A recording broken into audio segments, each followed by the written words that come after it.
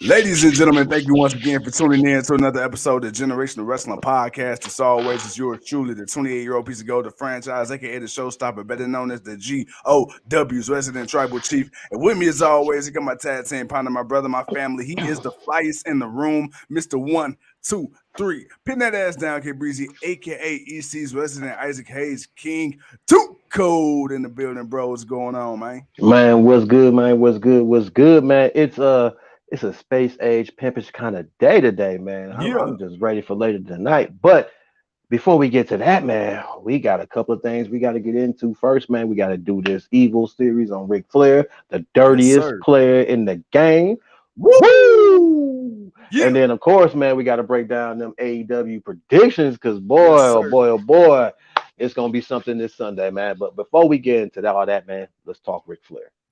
Well, let's do it, man. The 16-time, some say he should be a 17-time champion. The nature boy who modeled himself after Buddy Rogers and Buddy Landell. We talking about, really you know what I'm saying, one of the greatest to ever lace up a pair of boots. A guy that really made his name in the NWA days and the territory days, and he worked his way through WCW. He had some time in WWE as well, but that was towards, the latter part of his career. Well, bro, the man who claimed that he slept with over 10,000 women, the father Wilt Chamberlain numbers. Exactly, Wilt Chamberlain numbers, the father of current WWE superstar, multi-time champ, future first ballot Hall of Famer herself, the queen of WWE, Charlotte Flair, brother, none other than the nature boy, the kiss stealing, willing dealing, styling, profiling, jet flying, limousine riding, son of a gun. I know I said it all, but I had to make sure I got all these accolades out there. Brother. Let's break it down for the legendary career of one of the GOATs, man. That boy, Richard Flair, aka Ric Flair. Bro, let's talk.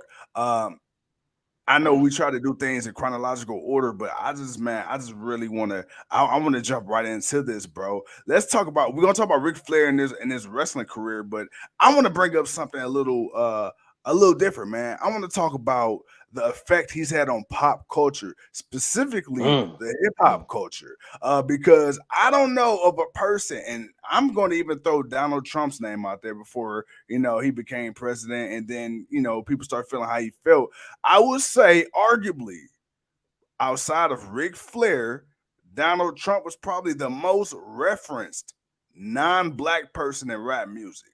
And then when you look at it now, you got Ric Flair, man. You got Ric Flair drip, got his own thing, but every time, man, when you think about styling and profiling, when you think about the drip, man, you think of Ric Flair, you think of the culture, man. Ric Flair was dripping before dripping was even known as drip. Why do you think, man, Ric Flair is such an icon, not only in pop culture, but for us, man, for the culture? For us, because honestly, and I kind of got to steal this from I think it was Killer Mike who said it on the show.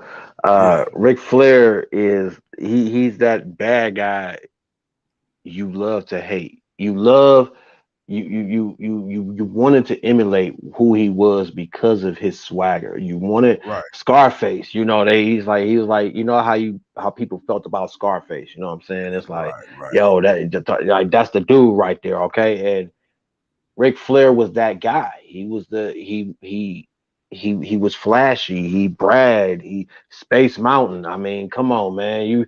He just came up one day.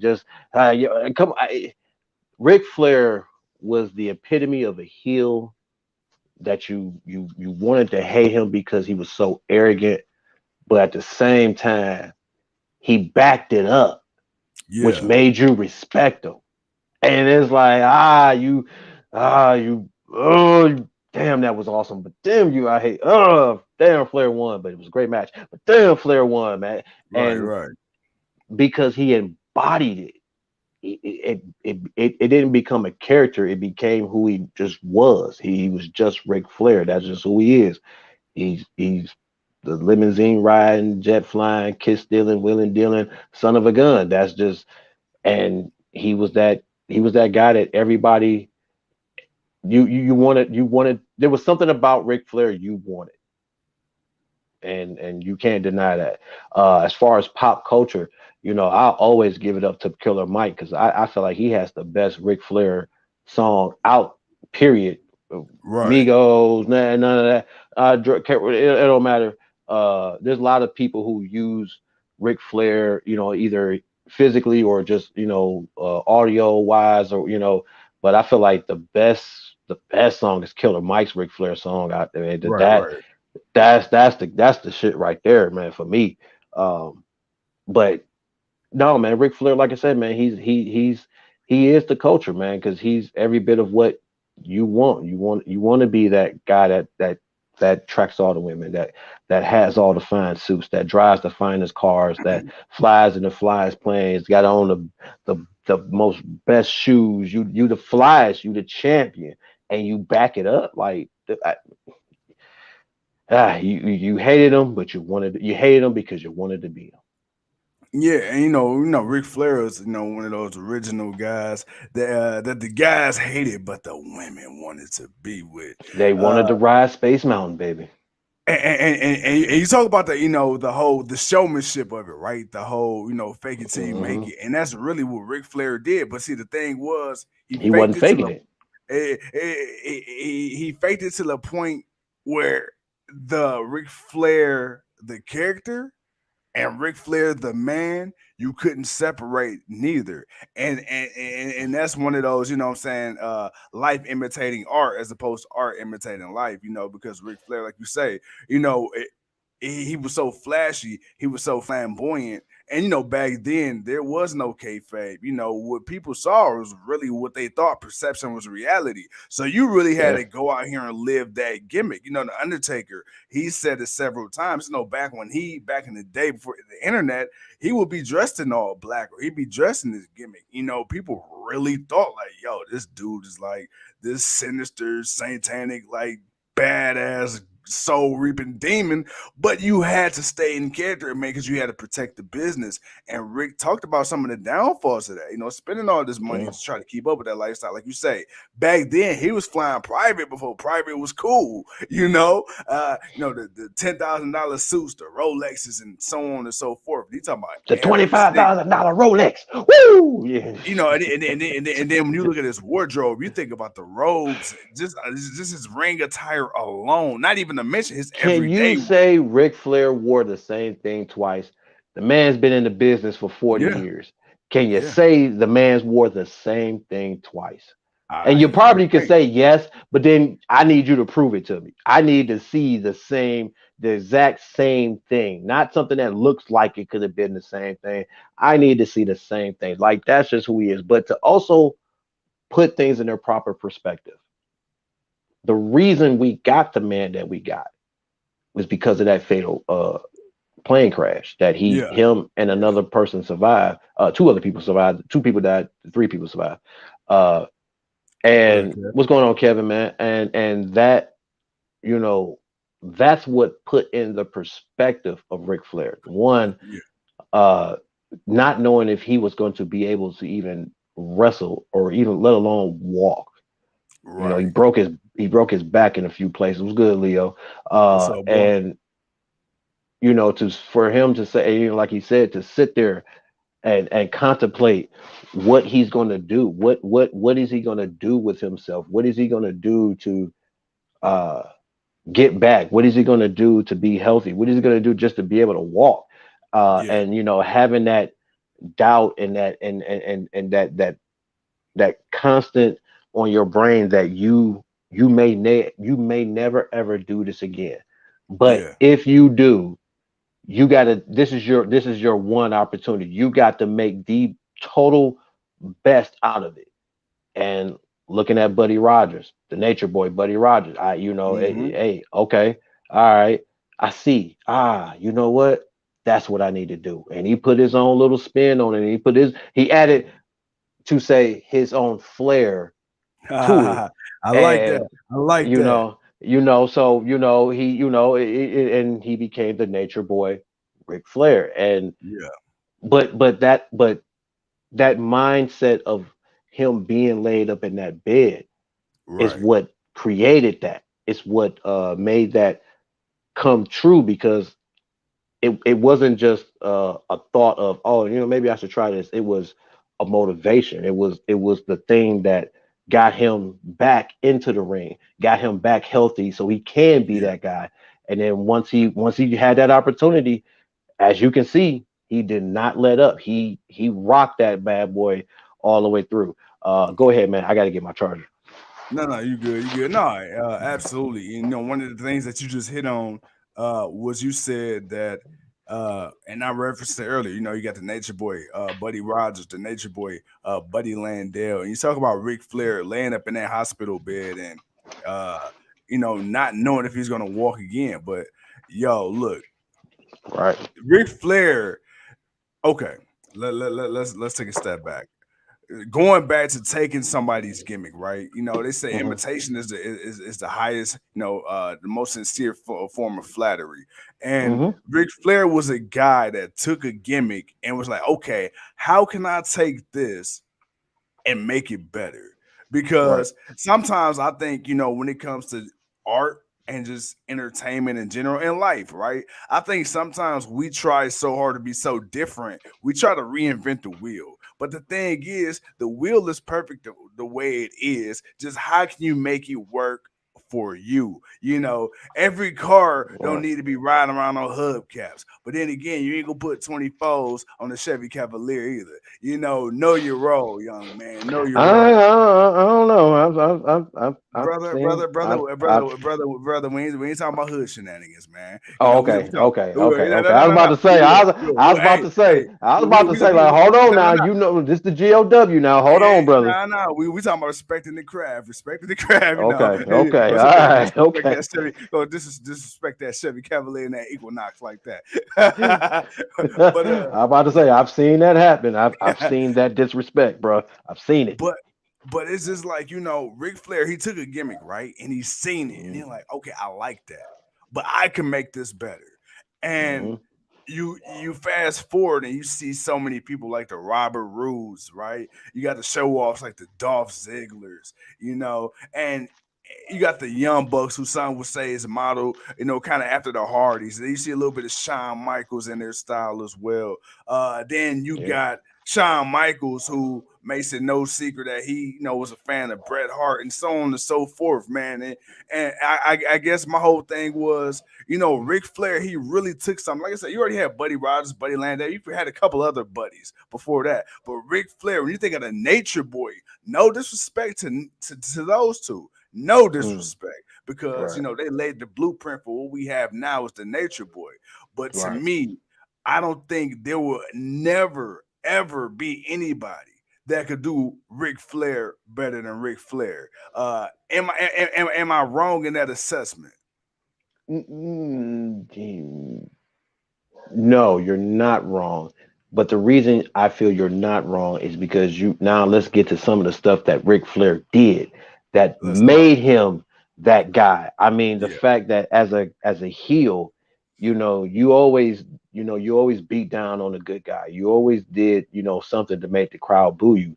Ric Flair took it a step further. He would bloody people. He would do so much damage that the crowd would want to jump in and jump him. Like that's how bad it got. And then once him and yeah, Dusty Rhodes got into it, and you saw how that battle went, and then the Four Horsemen when that came together and they broke Dusty's leg, like dude, like the aftermath. I feel like that's the thing that kind of separates Flair from Buddy, and the other is the fact that it's what he did with it. right. Flair was the dirtiest player Player the in game. the game. There's Yeah. a reason they said that, man, because he was dirty. Rick was dirty, man. Ric Flair pulled every trick. He boom, thumb to the eye. Okay, referee Right, looking, right. bam, low blow. Right, man. Yeah. He'll grab the ropes. He'll put his feet up on the ropes. He'll something. He got brass knucks in his trunks. He got powder. It's something. It is always something with Ric Flair. He finds a way every single time to win and take advantage and win. And he does it in such a way that it just, and like you said, because back then it was, what you saw is what you saw, and how you saw that person is how you saw him. So how Right. you saw Ric Flair, if you was for Ric Flair, you was for him. But if you was against Ric Flair, boy, you wanted to whoop his ass. You And wanted to get at him, and that's what separates him from really anybody else now. Because I don't think you'll ever. I think the Attitude Era was probably the end of where you can be that type of Flair. But I moving forward, I don't see anybody being that charismatic. The only person that comes close, obviously, the only person that comes close is Charlotte. Charlotte is the closest yeah, you will yeah. get to Ric Flair ish. They're that's and fortunately she's his daughter.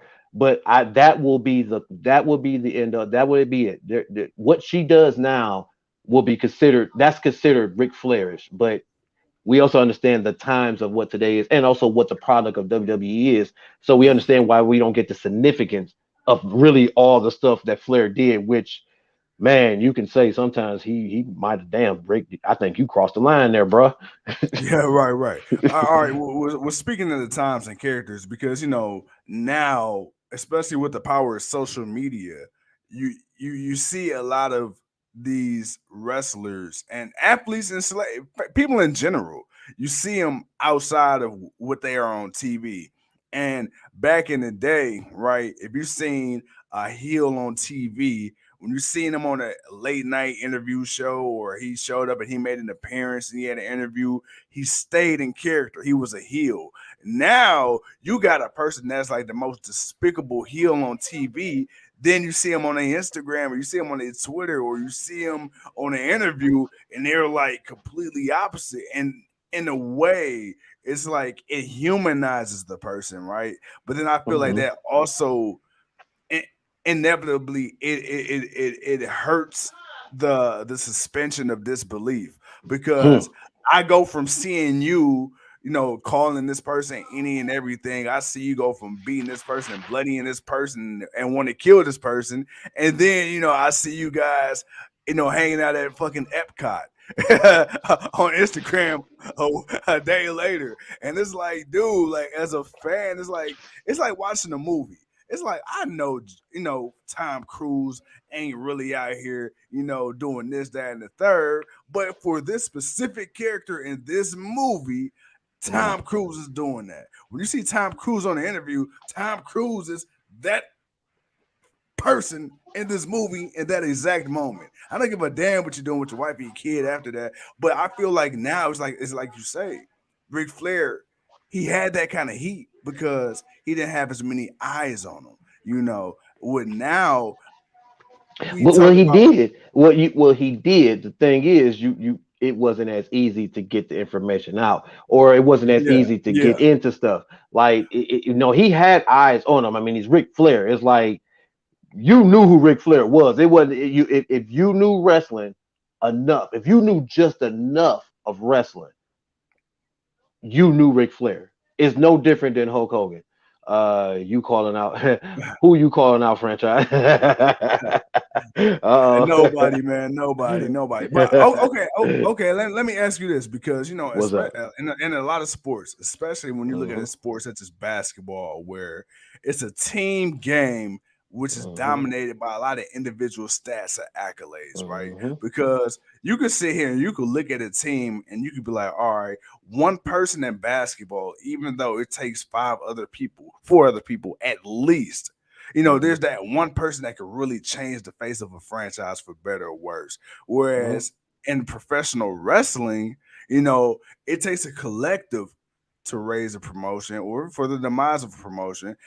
But I think it's can you really truly compare eras? Because we just said, would there ever be another Ric Flair? People will be like, okay, well, who's the greatest person ever? You got some people who think it's Magic. You got some people who think it's LeBron. You got some people that think it's Jordan. And then when they go by their basis of that, a lot of people go by eras. Well, Jordan, he played in a more physical era. But then when they say LeBron, they say, well, LeBron's playing against arguably more talented players in this era. When you talk about, wrestlers and Ric Flair, people be like, okay, well, Ric Flair, he was able to get all this heat, and Ric Flair is able to do this, that, and the third, and he's able to make you hate him. But then is it really fair to compare?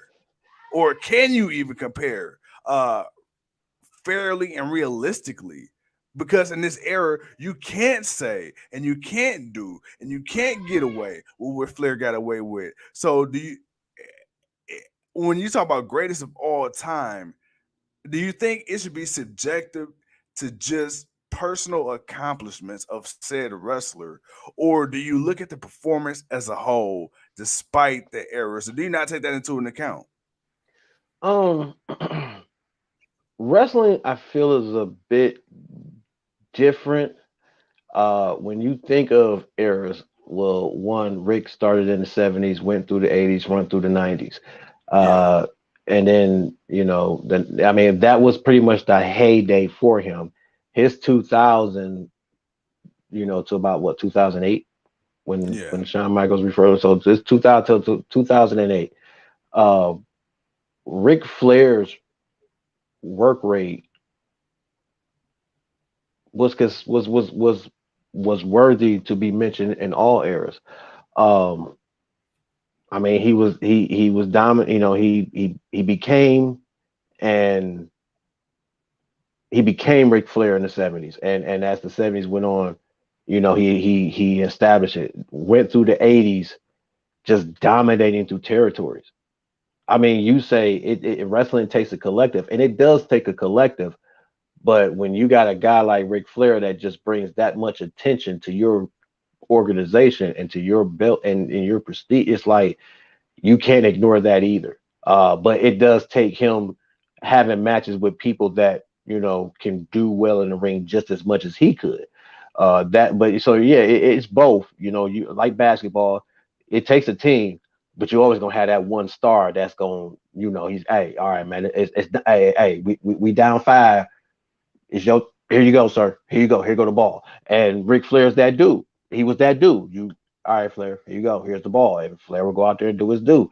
Um, so as far as comparing errors, uh, I don't really think basketball, not basketball. I don't really think wrestling has that.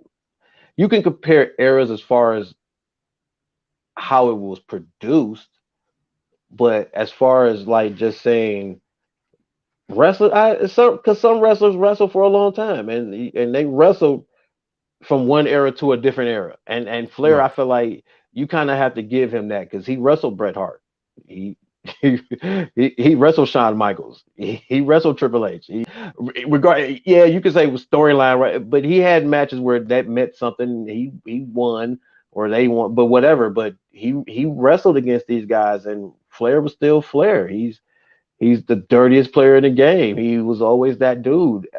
So I feel like you could never really truly put Flair in an era. You can always talk about where it started, but you can never just say he's stuck there. No, Flair's across 4 decades. Flair's across 4 decades, bro.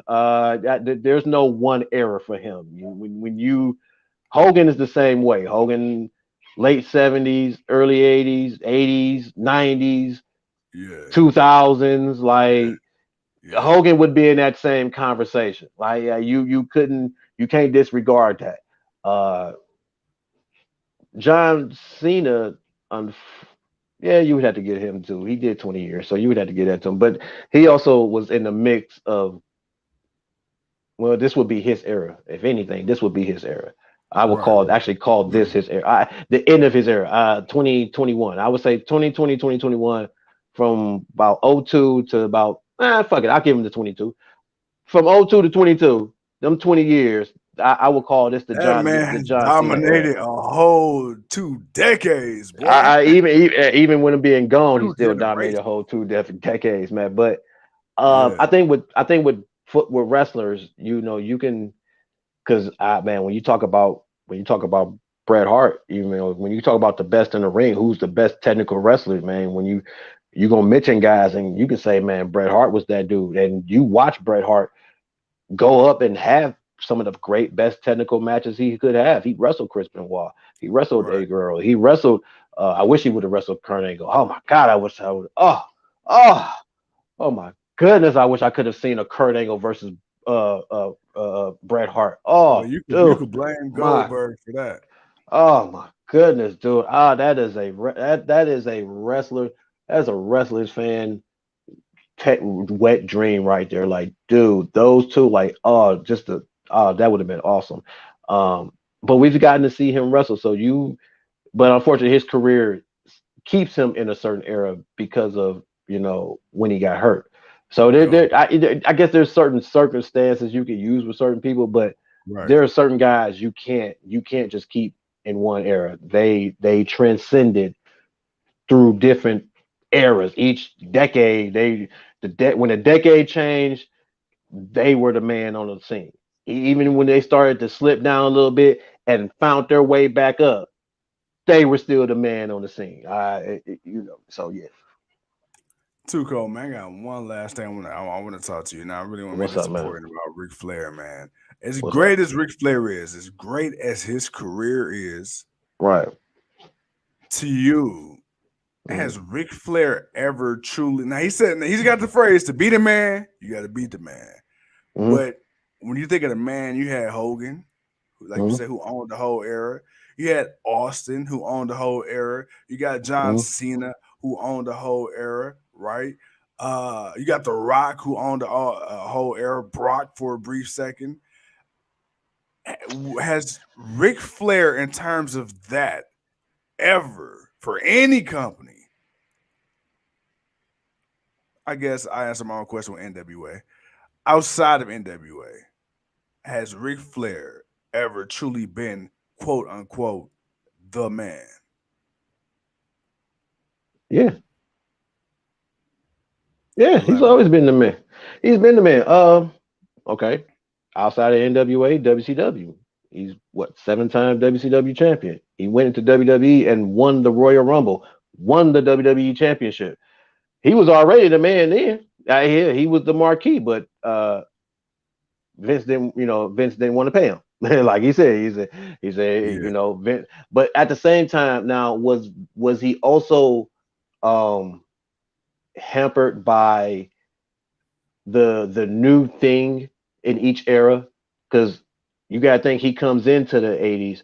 Hogan isn't Right. Hogan yet until about WrestleMania, right prior to that WrestleMania time. Like once he won the title, like he was that new thing. Then once it was like Hulkamania, then it was like something totally different. Um Hogan was a bigger, well, at this time, yeah, he was a bigger draw, but that's because of the character. Like Hogan was a draw because he was a character. Flair Right. was a draw because he was a character, but you knew you was gonna get a good match out of it. Where Hogan was kind of basic. Hogan wasn't really too technical. He knew how to wrestle, do rest holds, and he was a worker. Hogan. I would never call Hogan a great wrestler. I would call Right. him a great worker, because he was a hell of a character, and he knew how to work the ring. He knew how to. I mean, how to wrestle and do holds and stuff, but he was a great in ring worker. He knew how to work it. Uh, but the character of Hulk Hogan was larger than life. It was never really too much of what he did in the ring, because it was always the same thing every time, until it was the Andre the Giants, or the big impossible people, or it was the foreign powers, or the Ultimate War. It was a few people who could mess with Hogan, but even then, in the end, Hogan was always back on top. Uh, Flair was Flair was the opposite, because Flair was the heel, and you can never look at the heel like that. You could never market the heel. The heel was the guy you come to watch lose. He's the heel. Ric Flair was the guy you came to watch lose the championship, because you hated him, because you hated his guts. You saw him as a cheater. He cheated to win. He cheated to keep championships. People you watch become great, and you want to see them win. He screwed them out of the championships. He would beat them up. He would do all the stuff that he would do to them. So he was a marquee. He would sell out, but he was a heel. And during the time of the 80s and the 90s, the characters were taking over. Hogan was taking over, but Hogan was the good guy character was fading out, but the attitude was fading in. And that's when you got the DXs and then the outsiders, and then you had the Four Horsemen, but Flair has been in the game for almost 30 Yeah, years by this point, yeah, you know. So it's like, all right, you Flair, but you know, you got the respect. That's the thing. right. For Flair at that point in time, he had the respect of the people because the people knew who he was and what he has done. So he had that, but that star power, yeah, it came when Hogan got to WCW. But when it got to the NWO, that's where it kind of rejuvenated itself. And then the whole thing with him and Bischoff, that really got it. But unfortunately, Flair was on this downward spiral at that point in time. And by the time the company got bought out, and then by the time he got back into WWE, which luckily Triple H and forming Evolution re-sparked that flame in Flair that he never thought he would have again. And even though he was not made to be the world champion at this point, he was there to groom and he was there to groom the younger guys and bring them up. Ric Flair was still the man. He was still the man. He was Ric Flair, and you saw that passion in him again, which is why when he would do his little elbow drops and all that stuff, then the crowd would still they woos, and they would just go along with it every time Flair came out during that time. And then when he won the Intercontinental Championship, it was like, oh shit, Flair, you know, he was the man. Yeah, you had other new shiny things that people liked, but you never you never thought less of Ric Flair. You understood it's only a matter of time. My man is on borrowed time right now. Right now, he got a new leash on life. You know, this is probably the last of him truly. Even though he did leave and go to TNA, but that was only so much. Uh, but at the same time, that last little run, that was it. That was it. That was his last. And then his swan song with Shawn Michaels, dude. That